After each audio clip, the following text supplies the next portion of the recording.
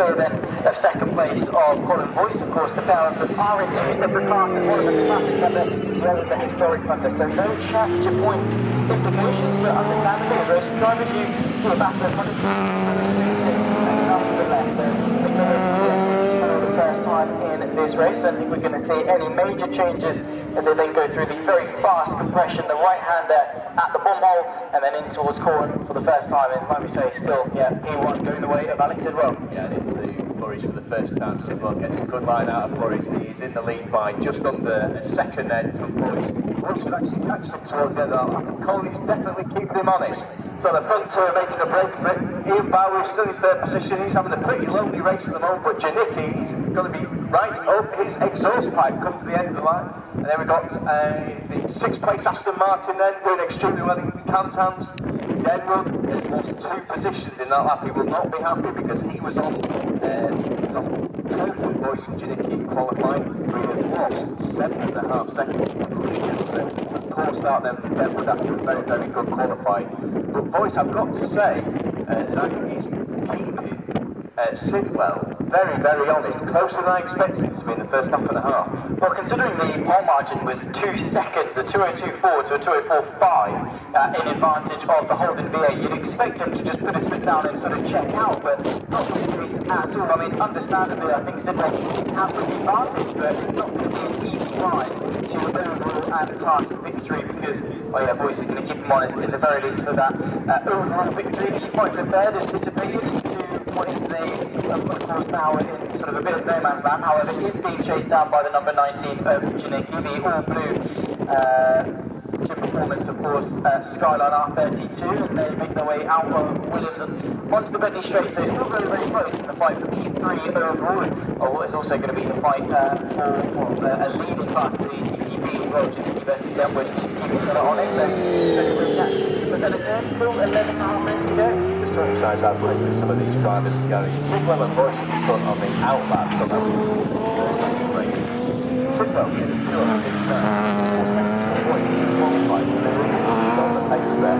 They keep themselves honest and they keep themselves back. They're in the middle of the race towards the second time then, and Sidwell has extended his lead now over Boyce to around the second and a half.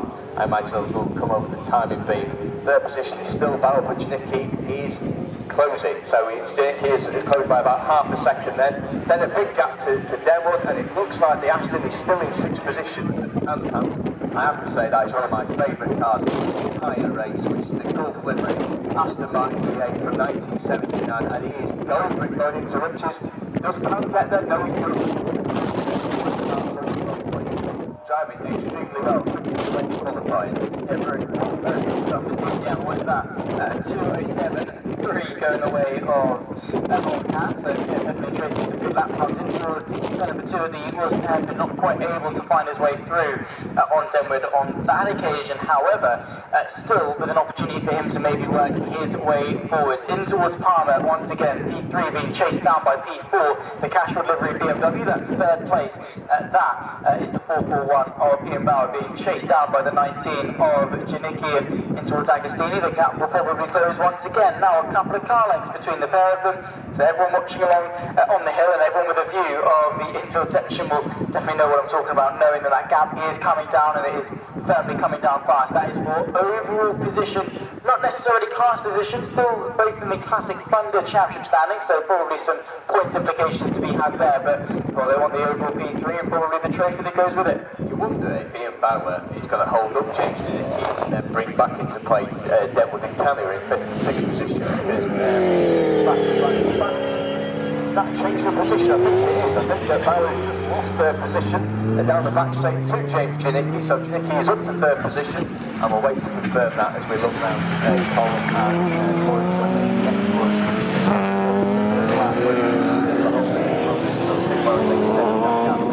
Let's see if he gets into the 2:02, which is what you're rapidly qualifying, but Alex Sidwell does it well. Most of them expected him to be after the third lap. It's still only about a 2.5 second gap, and it is James Janicki now in third place, so the evocative Colsonic-esque Nissan Skyline that now rounds Boyce is into third position. ahead of Ian Bauer, and then Bauer, of course, followed by Denwood and Can. So that's the way it looks at the end of lap 3. Yeah, the straight line speed of that Skyline is staggering. As soon as he got in front of Bauer, he just didn't look back. And I think once the engine and everything had warmed up, it was going to be an unstoppable force in that respective battle. I remember it was a couple of years ago there was an R32 Skyline that took to the Bathurst 12 hour, and was just insanely quick in a straight line. It almost embarrassed all of the other cars on the circuit. So I think the straight line speed is definitely lending itself well for the gym performance machine. Yeah, the original Nissan R32, of course, nicknamed Godzilla down at Bathurst when it originally went there in 1990. It eventually destroyed everything in its path in 1991 and 1992, which is my vintage, but obviously not yours, Mr. Sweeney. Vintage for me because it's before my time, quite literally. So I think that is quite literally the definition of vintage. Your childhood, maybe. For that one. Nonetheless, while we dispute ages in the commentary box, the racing is going on outside, and Sidwell has been able to bridge that advantage. The last time they broke the beam to 4.1 seconds clear of voice. Best lap times are only about 1.2 seconds difference, however, on average, tracing about 2 seconds in favour of the Holden V8, which is similar to what we saw in qualifying. So it seems that once Sidwell was able to get himself up the pace, down to the front, while it looks promising for a couple of laps, it's just going to continue to keep ticking down. Over halfway through this race, though, so 7 minutes left to go. Colin Boyce's lap, though, his fastest lap is already 204.4, which is faster than he went in qualifying. Now, at the end of the journey, again, very, very close to qualifying. And Colin Boyce,